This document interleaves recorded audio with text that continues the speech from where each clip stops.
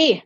Hello, good morning, good afternoon, good evening, wherever in the world you may be right now. Welcome to the first plenary panel of the Asia Solidarity Lab. My name is Beatriz Tolagan, and I'm the Asia Regional Organizer of 350.org. I'll be your moderator for today's panel. This session is called Regenerative Movement Building for the World We Deserve.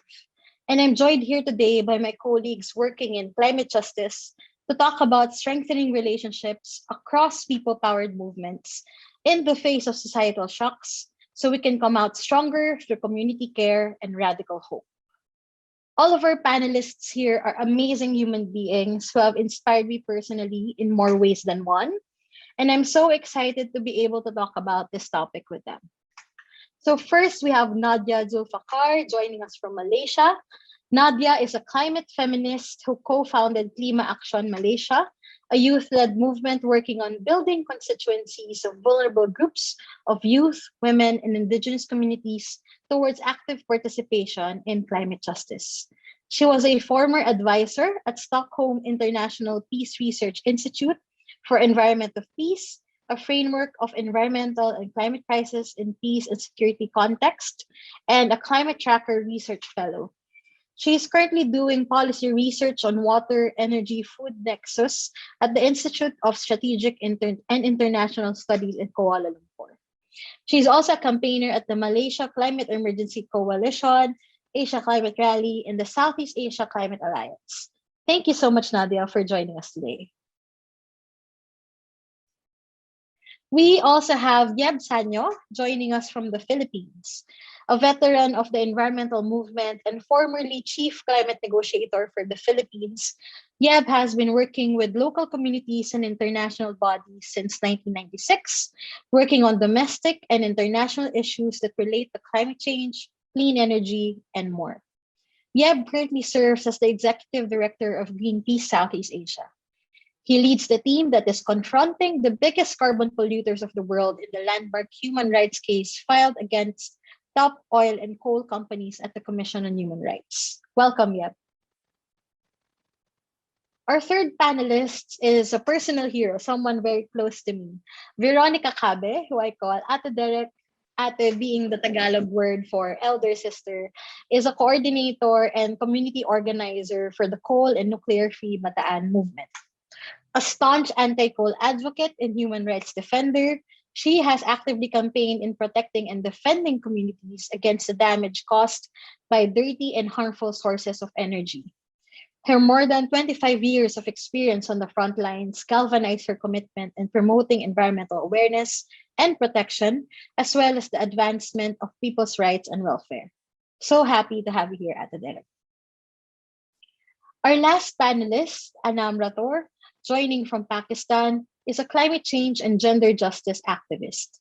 A lot of her work is focused on the intersectionality of gender equity and environment.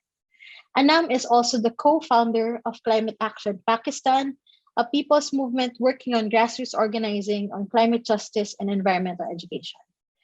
Thank you for being here, Anam, and thank you for being here, everyone.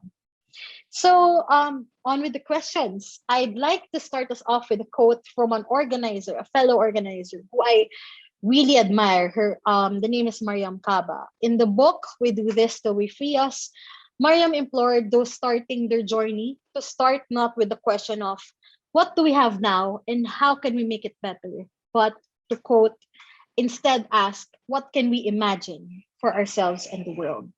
If we do that, then boundless possibilities of a more just world await us. So the climate movement has taken it upon ourselves to imagine a just transition to a better future. I personally believe we must take guidance from communities, workers, the youth, and other vulnerable groups for these visions. Ate Derek, you once told me that unlike a lot of people working movement jobs, community activists don't get to step away from these fights, as it's not just a campaign or a program for you, it's your very lives on the line. As a community organizer at the Derek, what are the ways movements, whether the climate movement, the gender justice movement, or all justice-based movements, can strongly and authentically stand in solidarity with local fights? Yeah, thank you. I think As a community organizer, I always believe that movements are also created from the ground. Thus, it is important to develop commitment and solidarity with the communities, along with their local fights, as part of the struggle for social and climate justice. No? We need to really recognize the role of the local fights as it is where the national struggles are being unmasked. With the implementation of the national projects or programs happening in the communities are putting their lives on the line and had no choice but to be at the forefront of the fight. They have to do this in defense of their rights and their community lives. But furthermore, local fights are, deeply rooted in a system where equality and injustice emanates from. And with that, I think there is an urgent need to recognize their role, to enable us to work with them, engage them as part of the collective action to make a dent on the systemic problems that that have caused us the many problems. And I think be inspired by their courage and commitment. In my own experience, as an organizer, I always carry this question in every engagement that we go into. Para kanino at sino ba ang makikinabang? I mean, for whom and whose benefit? So I think strong solidarity, strong solidarity can stand if it is built on values of shared responsibility, a shared leadership that is supporting and enabling each communities to act together and achieve our shared vision or purpose, that is to change our situation for the better. So I think that's my answer. Thank you so much, Derek. Ate Derek, your point on shared leadership and how it should enable us really resonates with me. And it actually leads me to my next question for Nadia and Anam. So, youth activism has been making front page news these days, especially youth climate activism, and of course for good reason. The other day I saw a leader write about how we should be the dream mentors we wanted when we were younger, when we were just starting out in movement work. As youth leaders and movement builders yourselves, I'm keen to learn from you. What are your practices that ensure your personal sustainability in this work? And perhaps, how do you think longtime activists can be inclusive and therefore ensure that their activism is regenerative? Something like, passing the torch to the next generation. Maybe Anam can go first. So for me, I really get what you're saying, that how we have to be good mentors. Because if I talk about my journey, like how I came into the climate movement, and I came from a very different route. I have a master's in undergrad in environmental science. So it took me some time and effort to actually see the climate change through the climate justice lens. And the global inequalities, the capitalistic system, that how this economic system is favoring some people, but how it's actually a system where they're just getting cheap resources and it's bad for people and the planet. So a lot of my work, I try to make sure that people or young people understand what climate change is. A lot of the time, they talk about how climate change is just a lifestyle change, or how it's just reduce, reuse, recycle, and not about structural change. So making sure that young people, especially young people who are passionate about these causes, they understand that, how this unjust system, how this planet, how all these things that are happening are, put it in such a way that you have to dig really deep to actually understand them. And it's easy to tell them, how with political organizing or how with political education and how all these things are interconnected. So apart from making sure that the youth understand what climate justice is, also realizing that how climate change affects different people, different affects all of us, but it affects some people, the frontline communities more, and making how they're more adversely affected and how their livelihoods and even their lives are affected, and realizing that these impacts on so many people, how unjust it is, and making sure their voice is also in our movement. giving them the power to come forward. I feel like I live in the capital city. My life is privileged than a lot of people who are on the actual front line. So even, I may be very passionate about climate justice, but making sure that those people who are on the front line, those young people who are actually like being impacted right now, making sure their voices are among us, and yeah, just uh, empowering their voices and the youth from the front line. And I feel like that's how this movement will go on, that we empower each other and we support each other and we make sure that the voice of the front line and the vulnerable is heard. Thank you, Anam. Definitely empowering each other and supporting each other in this difficult work, admittedly difficult work, is very important. How about you, Nadia? I'll be very brief because I don't think I can top Anam and Derek on your points. You guys have mentioned very important, I think, essential points when it comes to how to build a sort of this sense of sustainability in the work, in this activism work that we do. First of all, I think if I want to answer this, I think the first thing that I do is I want to train a lot of as much as activists as I can, because when it comes to Malaysia, most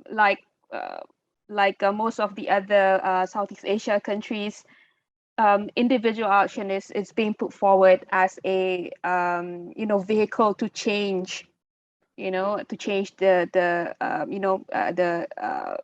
current economic situation that we are in, and etc. But I do not think that is enough. I think it has to definitely be more than that.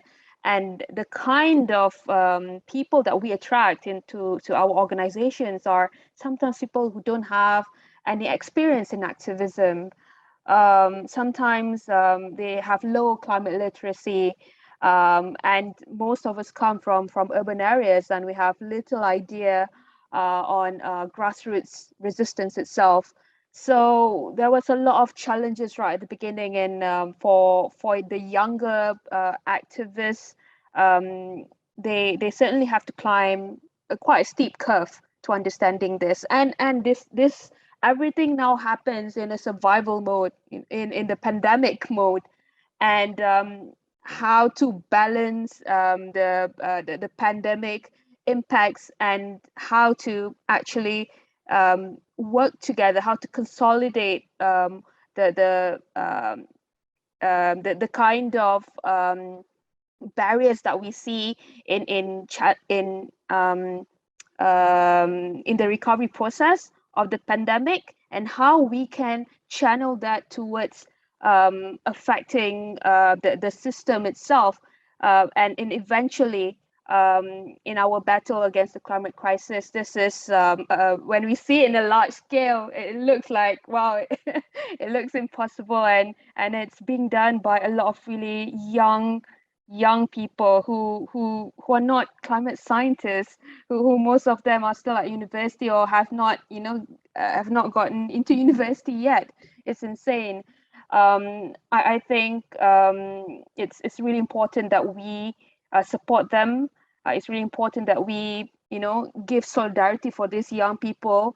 And I think the second question that you asked, when it comes to how long-term activists can be inclusive, um, this is the most important part, that transfer of knowledge, because I think a lot of information that was there before the pandemic, it sits there in a document, in a report that no one even reads anymore, but it's relevant information, right? So what young people do nowadays, they take all this information, digitizing all this old, still relevant information into new formats, into social media formats, something that is bite-sized. That kind of transfer of knowledge needs to be ongoing. We need to keep the pedestal. We need to keep pushing in as much as information out there, and this is not the time to stop.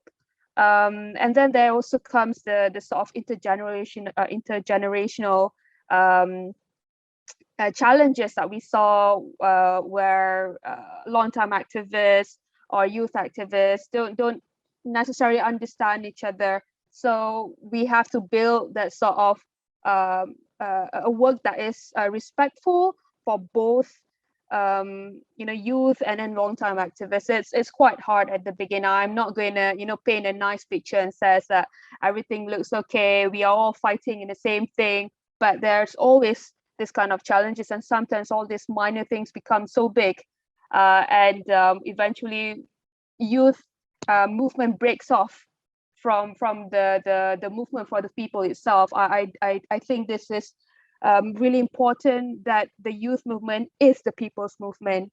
So yeah, and the work that we do must question and challenge the system itself. I think that's my perspective on this. Thank you. It's a really, really beautiful point. Thank you for sharing that, Nadia. So, I keep saying whenever people ask me what keeps me hopeful, and I always respond that it's the youth movements, the emerging youth movements, and it doesn't even matter if it's climate justice or any of the justice-oriented movements. There's something always so inspiring about young people taking up the torch and passing it on to the next generation of activists. There's just something so radical about that. And I'd like to ask Yeb, as Yeb, we've mentioned that you have been working in the environmental movement for decades now. And personally, I've only been here, 8 years? And I know how tough it can get sometimes with the constant barrage of bad news and disappointments, the pandemic exacerbating structural inequalities, and the crisis that we're confronting, from climate to poverty and so on. So, as mentioned, there's something that's just so radical about remaining hopeful and keeping our hopes up in spite of these. As a former climate negotiator, a long-time environmentalist, how do you personally hold out hope? And in light of that, what do you think is next for movements? Thank you for that question, Bea. How do we hold out hope? That's a tough thing to reflect on in the midst of challenges, difficulties, even heartaches, disappointments, as you said. But like what you said, I agree with that notion that whenever you see young people carry the torch, as you describe it, it's like planting seeds, and that's really radical, because planting seeds mean you it's a leap of faith, and we will no longer be here at some point, but you just believe that when you plant seeds, that will grow in the future. And I think this relates as well to your feeling when you lose a lot of sleep over all of these problems, all of these disappointments. But the same reasons that make us lose a lot of sleep at night, these same reasons should be the same reasons that make us get out of bed in the morning. We don't just lie down there in bed and give up and tell ourselves that we can't do anything else. So can we overcome? Can we triumph? I believe the only answer to that is yes, because once we answer that otherwise with a no, then there's no meaning in life, I think. And ultimately, just look at this crisis that we have. The climate crisis is going to make this world a better world, because it is the same crisis that gave birth to this amazing climate movement. It's the same existential crisis that means we have no other option but to stand up, transform the world, and fight to bring back the dignity in the lives of people. This affirms as well the idea that I hear a lot from a lot of friends in the movement, that all it takes is really one good person to restore hope. Of course, we need a lot more than individuals to make a difference, but in the face of what we are seeing around us, and as we gather here for to celebrate solidarity across Asia, this comes at the heels of massive, deadly climate-driven disasters unfolding around the world, from flash floods in Europe and Asia and North America, intense wildfires in Siberia, widespread intense heat waves in Africa, Middle East, and in the U.S. and Africa. It's really tempting to just give up. But as I said, a lot of people also ask us whether this even makes sense for us to be pursuing, like as my parents would say, careers that are not normal. But collectively across the world, our mission is really to find that inspiration and to find that hope. I think hope is taking the first step, even if you don't see the rest of the road. Hope is about leaving the port, hoisting the sails of your ship, even if you're uncertain of the rough seas ahead, and the urgency of this crisis and the imperative to address it has never been clearer. I think for all of us here, but also for many people around the world. And we are also reminded that in the face of all of this adversity, I think it's about having faith in humanity. There are so many wonderful examples of how humanity found a way, whether it's abolition of slavery, or confronting and averting the climate crisis. We have to stand together to create a new and just global society. That also means leaving behind the old normal and welcoming a better future. I wanna just wrap up this initial reflection by going to one of my favorite stories, The Lord of the Rings, and because you asked me about hope and what's next for us, I remember this scene between Gandalf and Frodo when Gandalf was explaining the ring to Frodo because Frodo had gotten in possession of the ring. He was so scared, and the return of Sauron, the dreadful return of Sauron. So Frodo said, "I wish it need not have happened in my time." Remember that. I wish it need not have happened in my time. And Gandalf responded to Frodo saying, "So do I, and so do all who live to see such times." And then Gandalf went on to say, "But that is not for them to decide. All we have to decide is what to do with the time that has been given us."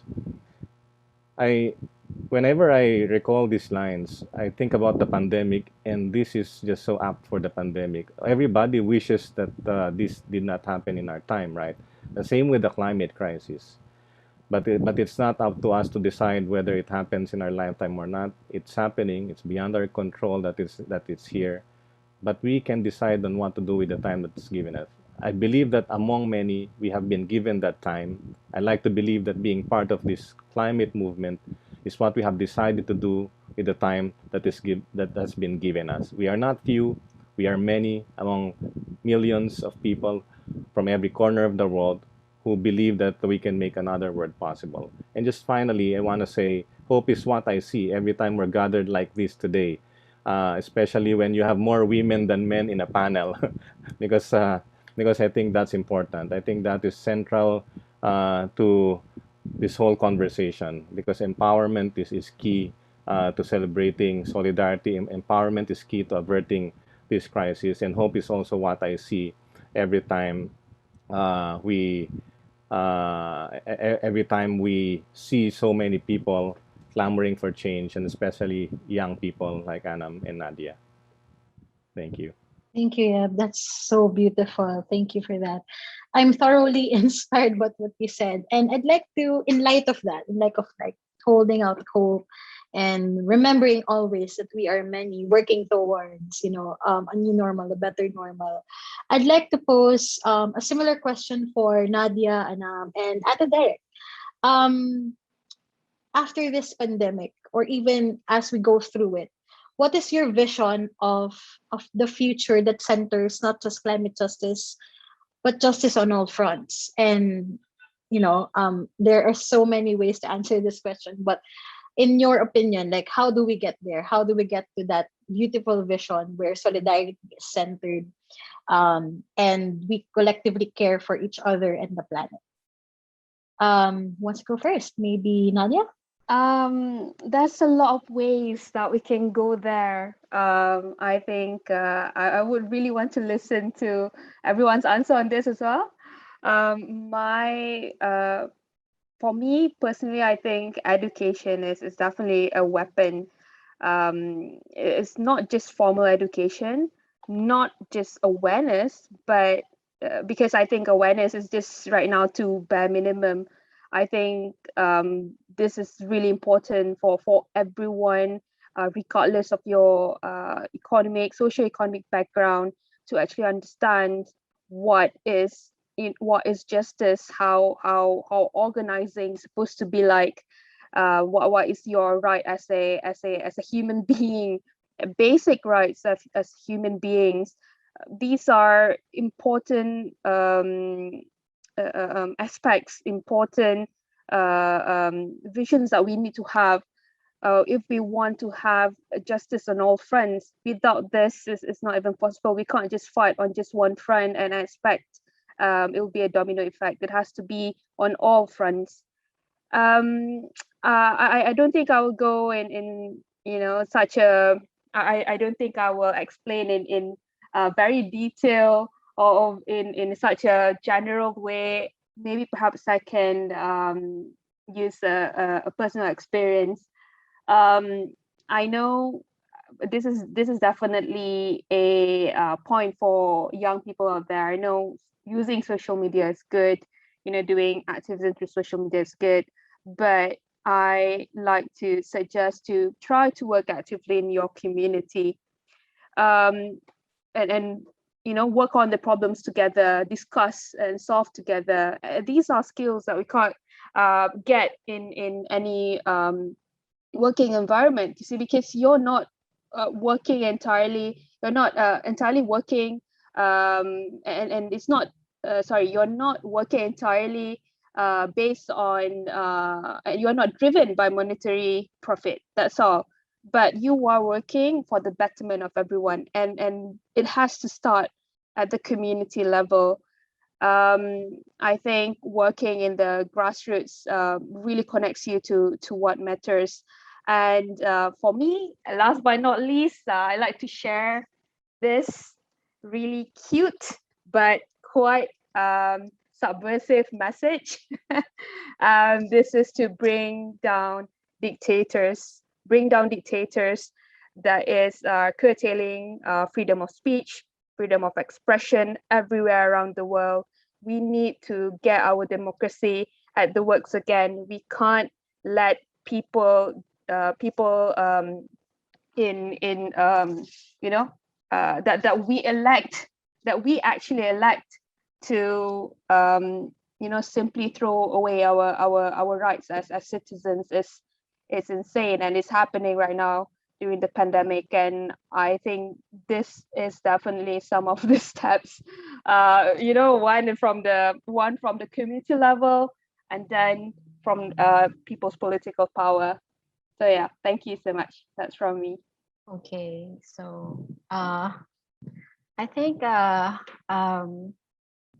it's similar, no, to what Nadia has said, but in the context of the Philippines, I think first the future that we would like to see post-pandemic should be far over from our situation prior to the pandemic a year ago, because I think it is not also we also have a crisis before the pandemic. It's characterized by so many characterized by economic and political issues, no, that's happening in the country. And thus we support the calls for better normal, no, and the just transition and the recovery. But furthermore, I think this is about putting human rights and access to justice as the core framework of our national and local policies and programs.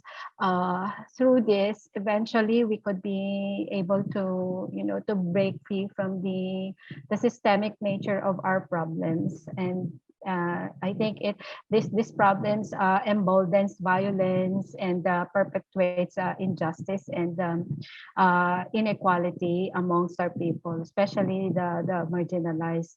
I mean, the gap between the rich and the poor are ever widening, especially at this time. The pandemic has shown it to us.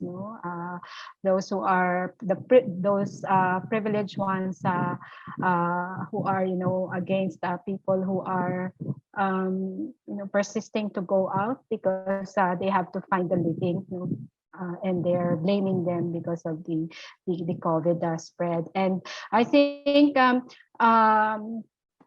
furthermore, this system is a, I think, Duterte, no, I mean, having Duterte in the context of our country right now, we want to see a future without Duterte already. No, we're so sick and tired of this kind of president, or anybody affiliated with him, along with his policies and programs that really targeted the poor, the progressives and his critics, and for those who are, for those who are accountable, to the human rights violations, we would like to see that this next government, the core value would be accountability, accountability as a core value in public service.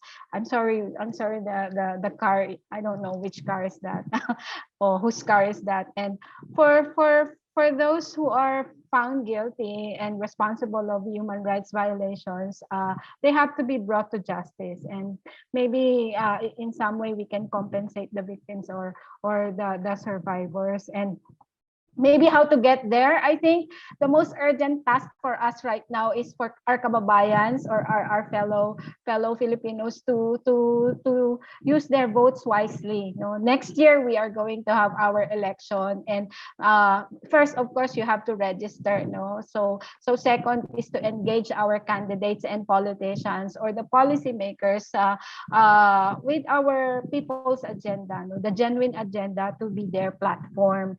And so I guess this is our most urgent task at the moment. We are already now preparing for the election, and we have to be on guard, so that our democracy would not be ambushed again. So that's it. Sorry. Thank you, Ate Derek. How about you, Anam? What's your vision for the future, and how do you think we can get there together?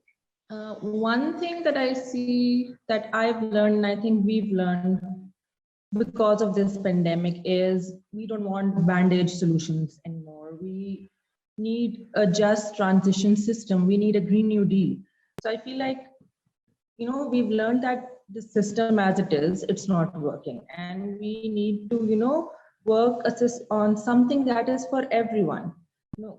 This system of inequalities where most of the population is just treated as commodities, and it's the same way we're treating the environment and we're treating the planet, because this political, this system, this colonial patriarchal system, this capitalist system, it has been treating us like things for such a long time that they were also treating the environment like that, something that they could just gain profit from. But as we said, it cannot continue. The pandemic is an example of that. The climate, what is happening right now, is an example of that. So it is really important to, stop building a world just for material gain and start thinking about the people, start thinking about a just system. And as something that Yeb said, that we need a new and just global society. And I totally agree with that we need a system that is based on equality. We need to, and we can do that by having a just recovery system, by empowering people and narratives and identities, and change the world around us. And also, like, as I said, giving all, and also what do you say, okay, climate change, making sure, empowering the grassroots, because change also always comes from below. Change always comes from the grassroots.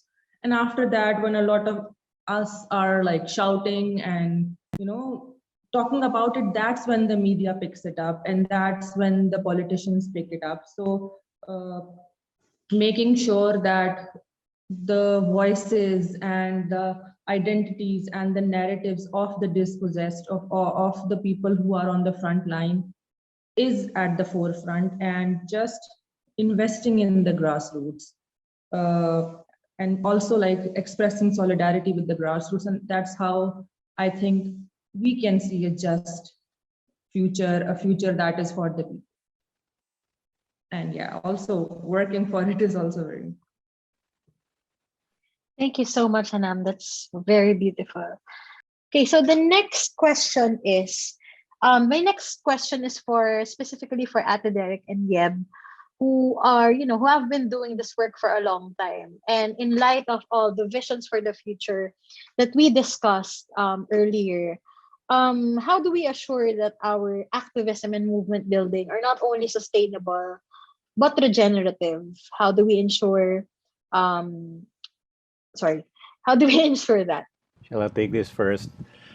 Yeah, thanks for that question because I think we all need to find meaning in what we do, and it should give us life um, rather than devour us or eat us up, right? So it's really crucial that we talk about uh, how our movement would be regenerative, how our activism is supposed to give us more life. And one of the things I've heard a lot during the pandemic is that self-care is resistance.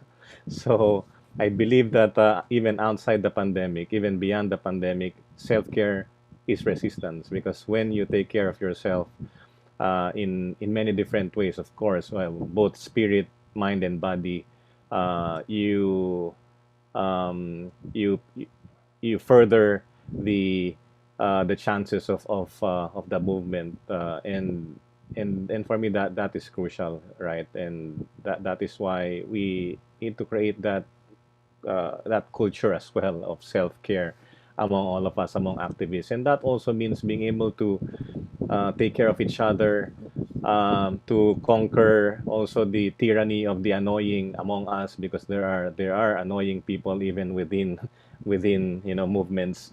And I like that good friend Becky Bandensack actually wrote in their book Rules for Revolutionaries that you have to avoid the tyranny of the annoying. And one other thing, a couple of other things that inspired me from what they wrote in the book, Rules for Revolutionaries. One is that the revolution will not be staffed.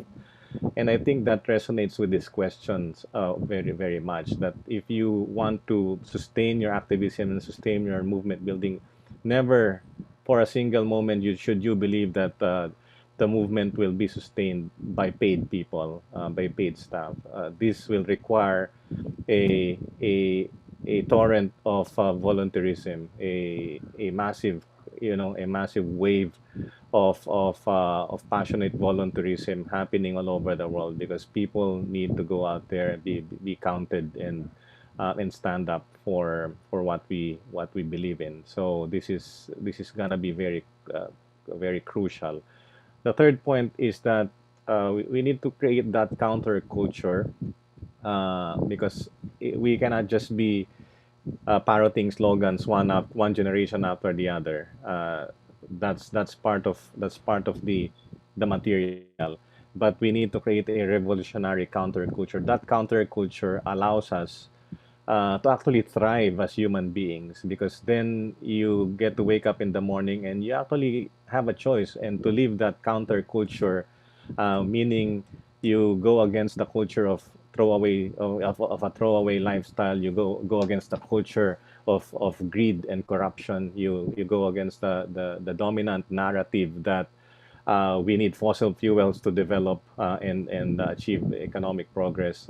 All of these are all part of a counterculture that we must build so that we feel we belong. Otherwise, it will be really exhausting. And I think the fourth point, in terms of how we confront and overcome obstacles, is that, and I give this advice often to young people, because I've had my share of angst in my activism, and I think anger is part of, righteous anger is part of the whole impetus for each individual uh, to find your place in this world. But I think it's important to be mindful that we have to be activists not out of anger alone, but also out of love, more so. And if we do things out of love, we stand up not only for, I mean, we know what what we're here, not only for what we stand against, but also what we stand for. And that's about also telling the whole world about that narrative, that optimistic, beautiful future that we all care about and that we are standing up for. So, and I think that that is truly important in the digital age where there's so much negativity, and so it's in the value of hopeful, positive stories, and building those new narratives are really crucial for us to become truly regenerative and sustainable. Thank you, yeah. Ate Derek? I guess I agree 100% with what Yeb have said, but I'll just add a little like I just got out from a training of community organizers, and there is one takeaway that I can't really forget. So, it is about the story of us. I mean, movement building is a story of ourselves and of the story of us. So put together. And it says that people act because people act because they think it is valuable. You don't ask people to do things because and they act because it is easy. They act because they think that it is valuable, even if it is hard. So I think and they can make a dent. No, it is valuable because they can make a dent on the problems that are that at hand, no, or the problems that they are facing at the moment. And these problems are not easy, so if you contribute to that, they feel being valued, no, and they find their value in the community, and even the self, even the individual, they we find our value with that because we are part of the collective team. We are part of the team that is, together we make a dent, and that is why it is always, I mean, it is always, and it is always ends with the question, come join us, not the other way around, like, oh, you do this, you do that. I find it strong, very, very strong, because as a community organizer, I don't go to the communities and tell people to do this and do that. So regenerative movement building is finding yourself uh, um, as one, finding yourself belong, you belong to the community. You are part of the community that is making a dent, because you cannot do this alone, and they cannot do this alone, and we have to be in this together, so that we could make a, we could make we could change, we could inculcate values that is about the collective, inculcate values that is about unity and cooperation. And with these values, we can make our situation better. That's it. Sorry. Thank you so much, Ate Derek. Okay, so we are towards the end of the hour, so I'd like to close with a somewhat more personal question than the already personal questions that I've asked each one of you.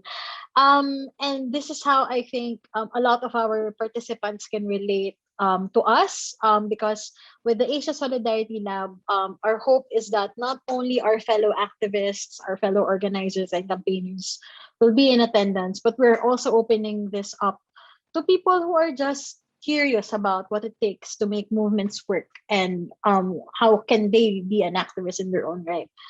So we just heard from all of you on what your vision for the future is. What is your personal why, and where do you draw your strength? Maybe we can start with Nadia, and then Ate Derek, and then Anam, and then yeah. Yes, of course. Before that, I just want to show you this. I don't know whether this is clear. This is actually LAWAN, Lawan.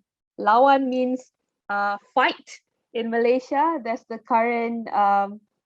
This is really bad. It's not taking anything. Something like this. Right. So I think it's really important for us to to sometimes uh, realize that we are all human beings. um I am not a perfect person, I have to be honest. I don't have a sort of specific routine. I sometimes relapse into unsustainable and dangerous activism because we have very little manpower. We are undermanned. We don't have enough resources against powerful opponents. And sometimes when you suffer, your whole family suffers. Your friend suffers as well. This is especially very true for leaders. It can be very taxing, and I've learned that I can't boss people around, just like what Derek has said. We can't just pop into a community and ask them to do this, to do that, and then asking for favors of all of the times, and then bringing in our narrative to communities. It has to be organic. And and personally, for me, I don't really believe in the idea of leading anymore. I mean, people can lead themselves if you give them the right kind of opportunity, but they need people who inspires them, who believed in them, and together we can do so much. Yeah. Thank you. I think that's how I think it should definitely be from my side. Yeah, okay. I think personal experience. I mean, looking back at my own personal experience, where I started with emotional motivations, just like I was angry. I was angry. I pity the peasants, the fishermen. It's only about my emotions, about an issue at that time. Uh, but over time, that alone, that the having the right emotions alone would not sustain you. Like in my own experience, it would not sustain me if I just depend on my emotional motivations, because it is difficult. It's very difficult. Community organizing is a very challenging work, and I get my strength because I know that when communities are saying and affirming that what we are doing has enabled them to act together, and what we are doing has supported them in asserting and defending their human rights. I think that's one one affirmation that I won't forget. And of course, the bonus would be they accept you and they take you as part of their family, part of their community, and they would defend you like you are like you are part of their household. So I think that's mostly personally, that's one of my that's where I get my strength. And of course, on a community level, despite the many challenges, you would know that there are also opportunities, opportunities that are the actual result of the assertion and the consistent commitment, to fight for our dreams, for our families and for our communities. And when I think when the community people would recognize those efforts, of the organization, it means that we are doing the right thing. And I think by rising up against injustices and fighting in defense of our rights, I think that's a lot, and that's where I draw my strength mostly. Thank you. Thank you, Ate Derek. Anam? So I get a lot of inspiration from reading people's and hearing people's personal narrative, and just like how people who are on the front line, who are being directly impacted, and seeing them raise their voice, seeing them that, showing courage, seeing them showing all this bravery, fighting this system that is impacting them, but also impacting me, my family, my community. So that gives me a lot of inspiration. If I talk about like when I started in the climate movement, or I remember like a lot of years ago, when I found out what climate justice was, but did not know how to get in. So I remember it was, I think, COP 2013 in Poland, and that's when the typhoon Hania, I think it happened, and I know Yev spoke there, and see that one talk, like him at the COP talking about how the climate, the devastation it caused, and taking a stand for people, that was one of the things that inspired me. And I actually don't remember what the talk was about, but I remember those emotions and those feelings that I felt, and that he invoked in so many young people around the world. And that's what I think keeps me motivated, those emotions and those, like, that why we are doing this, just remembering why we are doing this. And also I feel like, my personal politics, that is about equity and justice and intersectionality, and how that also encompasses climate justice, and how all these things make what climate justice is, when we talk about how it impacts the vulnerable, and how it's like, more women are more impacted, or how minorities and low income communities are more impacted. All that, like my personal politics and my personal, how I feel, I think that's is what keeps me going, that we have to keep fighting, and we have to keep, sometimes it is, I think a lot of you have felt that sometimes you're just really exhausted, you're like, I've been doing this for ages, and nothing is changing. But these just, you also have to give yourself time and see that uh, it's not going to happen anytime soon, but it is going to happen. And seeing just solidarity all over the world, like even in this session today, we have people from so many parts of the world, and seeing that how we're all fighting for the same thing. So I think that also motivates me, and just keeping these small things together, and just keep going, taking every day at a time. And Thank you. And yeah, Yes, it's been really inspiring listening to uh, Derek, Nadia, and Anam. I also have many personal whys, and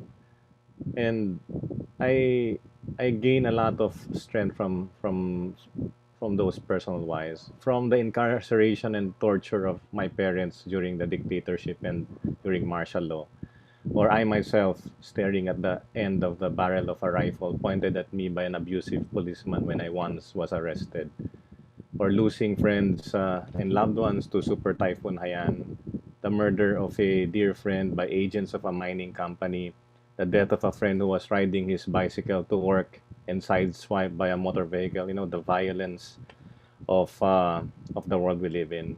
But also the pain I felt when someone cut a tree that I planted and cared for seeing with my own eyes the hundreds of dead bodies, victims of flash floods, uh, and just seeing people suffer. I think we all draw some some inspiration or motivation, at least from all of these painful things. But I think part of that, the personal wise, is also translating that pain into something good.